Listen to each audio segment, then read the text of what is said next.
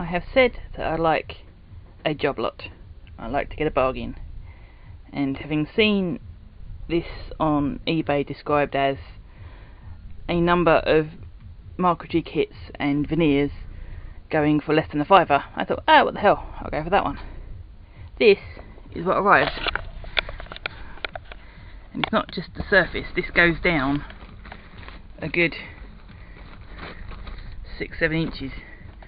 So for £5 I've got a hell of a lot of veneer and marquetry making kits and things, and so it looks like I'll be doing quite a bit more veneer work. So, and I should probably get rid of some of my old stuff, so I've got a project in line for that once I've sorted through this lot, which I'm fairly lucky that most of these have got numbers on which relate to the kits, because the kits have a number for the type of wood, so that should make it easier, hopefully, to sort these out. It's going to be a job, but I'll see you again when I've got some sort of order going on. Okay, so it's taken the best part of yesterday and a couple of hours this morning to sort all of this wood, or this veneer. So I've now kind of separated things into anything bigger than 3 inches and up to A4, anything bigger than A4, and anything more than 1.5 to 2 inches, but smaller than anything else. So I've got lots of scrappy bits, and then a pile of very scrappy bits. I've also got a selection of cutting patterns and things which I'm not sure I'm going to use. They all seem to be quite kind of landscapey, chintzy things which are not me. So I'll see. I'll hold on to those for a bit. If I don't use them in a year or so, I'll put them in for recycling. I've also got some backing boards and things, and someone's started attempts at some marquetry. I've got a nice selection of long sticky bits which will be used for borders and edging and that kind of thing.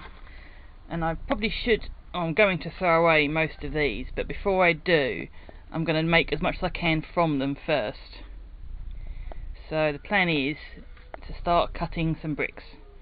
Okay, to use up some of my scrappy bits, I've decided to cover this drawer unit. It's made of pine, I think, and it's okay as these things go, but the grain pattern is too strong to do anything like pyrography, and it's not good enough to just varnish. I don't really want to paint it, so I'm going to try doing some marquetry, but not the traditional style, really. So I'm making bricks. So I've gone through my stash of scrappy bits and cut as many as I can from the larger bits, because there's only so much patience that I've got. So this is basically how you cut veneer. It can be very brittle because it's so thin. So if you're doing curved lines, I suggest using a blade rather than scissors, but this way I find is better for scissor cutting and for marking out. So it's easier if you try and stick it to the table so you can keep it stable whilst you're working. Coming to the end.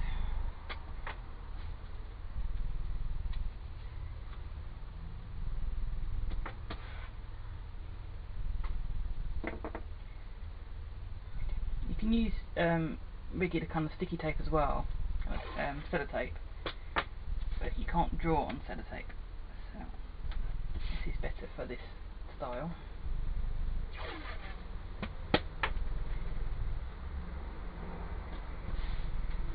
And I checked before I started that this edge is square, so I can use that as my guide.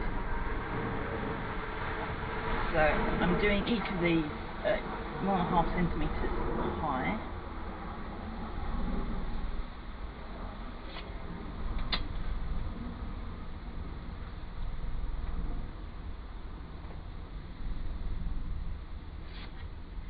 By 3 centimetres wide, so they're basically half as high as they are wide. starting from this square end, picking as many as possible.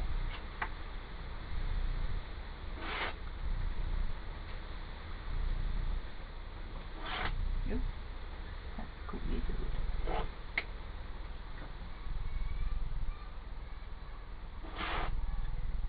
This is why I've stuck it to the table as well, because it extends the shape of the wood where it's been cut away. So it makes it easier to keep the line. It's alright if these aren't perfectly straight. I'm not cutting them in any way that is particular. I want to have some life between them anyway. Right, so just peel it off the table. And first things first, I'm cutting off this edge of tape here, so that's just out of the way. Okay. Oh, why did it go all the way down? Oh, never mind. So, try and cut exactly perpendicular to the grain, or exactly parallel. So one or the other. If you try and cut on an angle with scissors, it will snap and go completely wrong. Right, okay, I've covered the sides of the drawers in some tape to stop them getting completely stuck in. They're a fairly tight fit to start with, so that's going to help the design hold up, but it may get difficult to get them out later on. So I've marked lines on here at 1.7 centimetres. So I've got kind of a 2mm gap either side of each brick, or thereabouts. And I've also done a centre line just as a guide to go with. And to put some pressure on, I've covered a board with some packing tape, and I've got a tin of varnish that I'm going to use to weigh it down, because these are likely to bow, or if they're not already bowed, they're likely to move. So that should stop that as it's gluing. Right. So I'm going to start in the middle here, and I'm going to brush on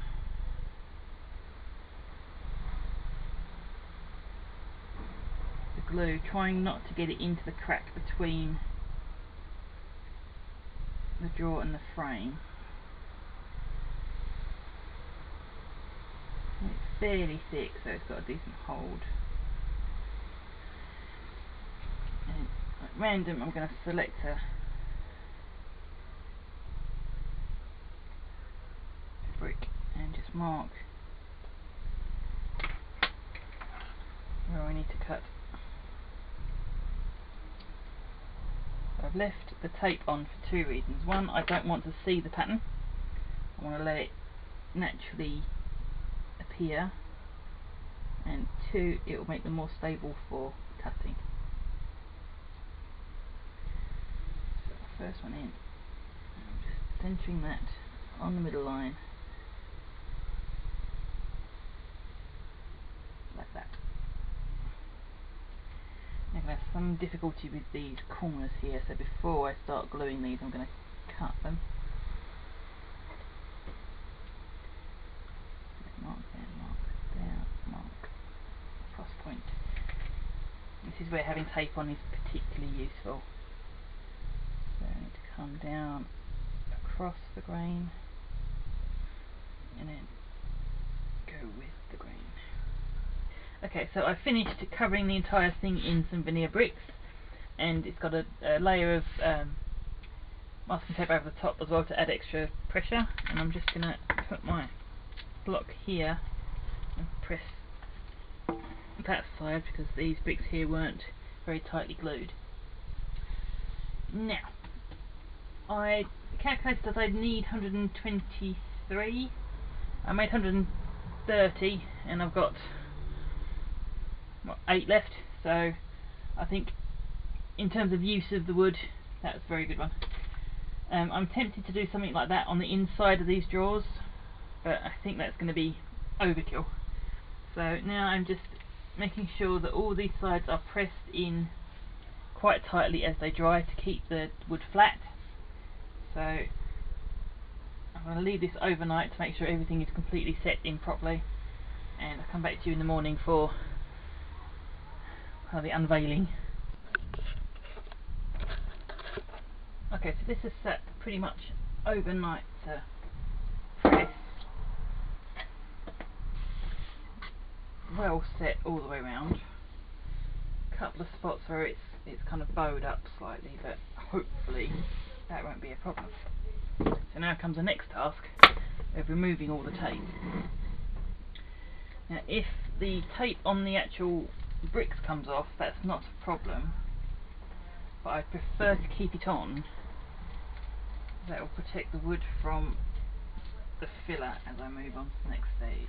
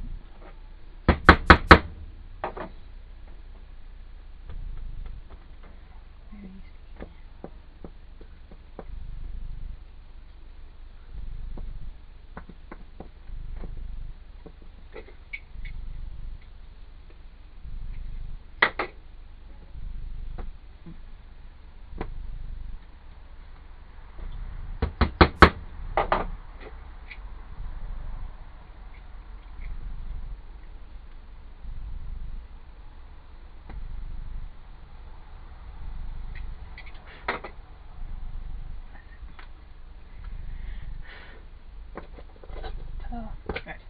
So I've gone round and marked the centre of each of the drawers, and then I've hammered in a nail so that I can pull it, cut around each one and then pull them out slightly so that I'm breaking the glue.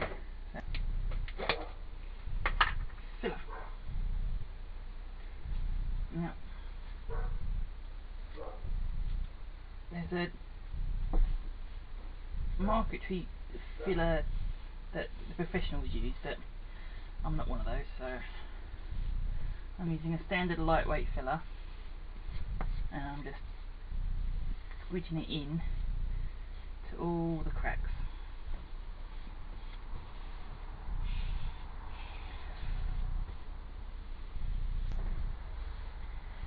Okay, so I've got a good layer on there.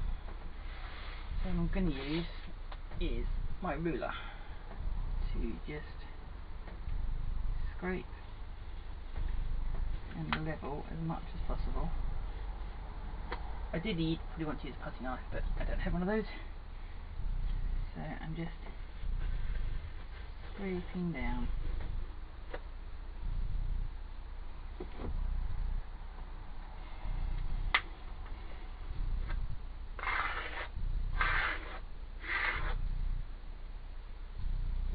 This is where having the masking tape on comes in handy.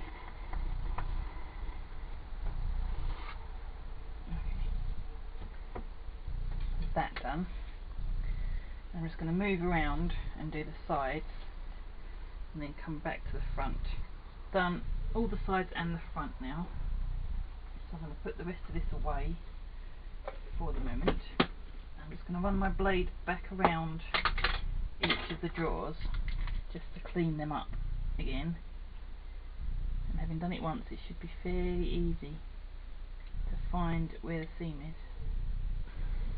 Masking tape. Doing this way has kind of two benefits. One, you can't see the pattern building, you can't stop the pattern happening. The thing is, if you try and make a pattern, it doesn't work. If you try and stop making a pattern, again it doesn't work, because your brain still works in patterns. You can't do random things. So having them covered means that it's easier to get a randomised pattern.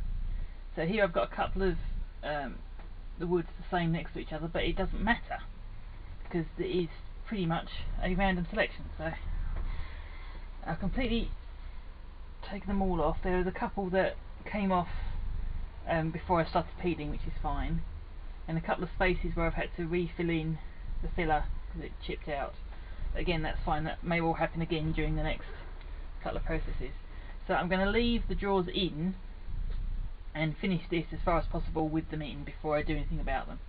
So I've got some sandpaper for 120.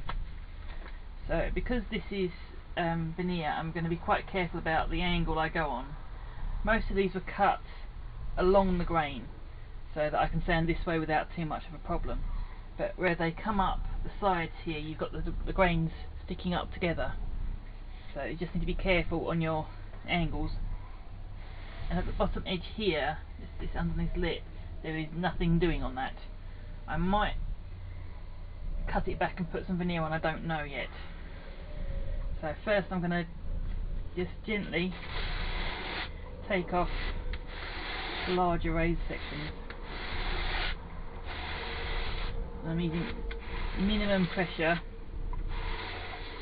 and I'm either lifting the front or the back of my block so that I'm not going to be catching too much.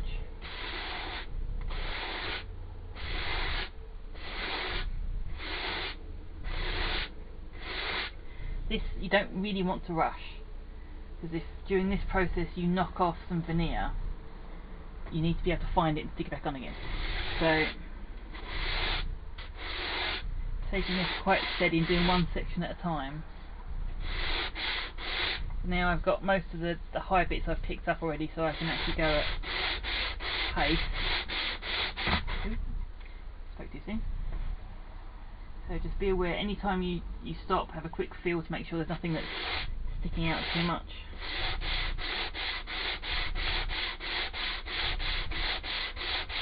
And you're not seriously saying, you're not giving it a hard sand, you're just getting everything down to as close to equal as possible, because you've got less than 1 millimetre of thickness in the veneer to start with.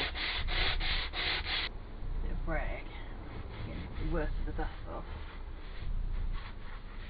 And I think it's come out quite nicely actually. I'm not going to put anything down this edge, because as I've sanded it, I've created quite a nice line now. I think I'll leave that as is, save on trying to sand it out again. I've got a couple of gaps here in the filler, and I've chipped out a bit of the wood. So again, I said go slowly so you don't lose bits, so I was going very slowly. Just dab of glue. If you want to overfill the hole with glue, that's fine, helps. And just place that in, and press in, and just rub off the glue. I don't think that's going to need any more filler, so I'll leave that one as is, and then I'll top up the filler on these other holes. But before we move on to the removal of the drawer here, I'm just going to show you the difference between, this is my previous selection of veneers, and this is a piece of all those I've now got. So a lot of these are kind of classed as random sheets, because I don't have the skills or the patience to try and match them to the ones I've got names for, and wood does vary between batches, so it's difficult to do that. So I've got a load of random sheets plus a load that have got names on from the new stock, so have loads. And as well as doing this straw unit, I've dabbled with a little bit of diamonds or flowers, whatever you want to call them. This one's not fabulous because I overdid the glue, and it came up over the masking tape, so I had to sand that before I take the masking tape off, which was interesting. And the sides aren't fabulous either, so that one's, I don't know if I want to fill this or put some black paint on and then sand it back. That's something to think about.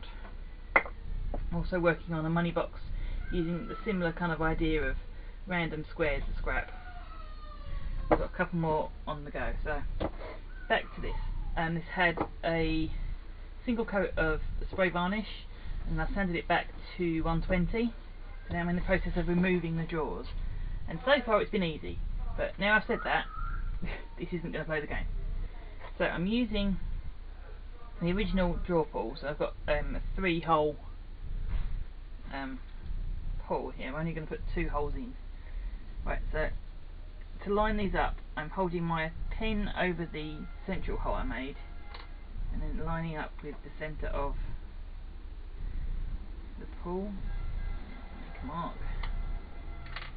And then to pilot a hole, just taking a nail, I want to go through the veneer and into the wood by about 2mm.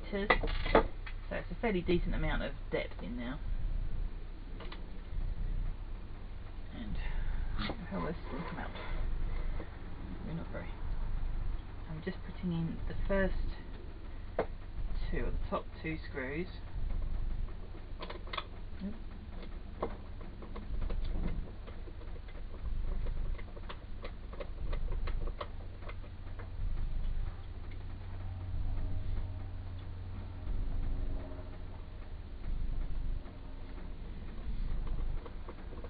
And we have the moment of truth.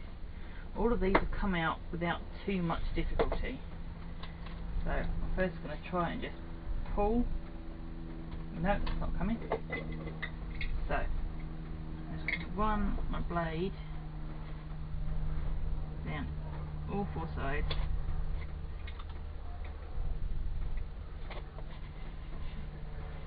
This one's a little tighter than these.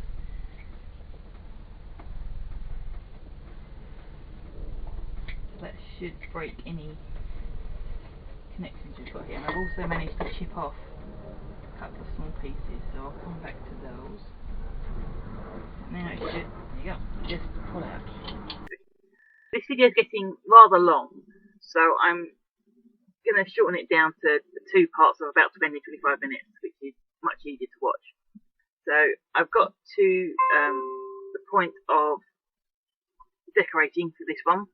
So that'll be in the next part, and I've only kind of passed by these 2, which were made at the same time using a very similar technique. So I'm not going to use that as a part of the video really. I'll show you how I finished them, and that's about it, because otherwise it's just repeating myself. So look out for veneer mounting part 2.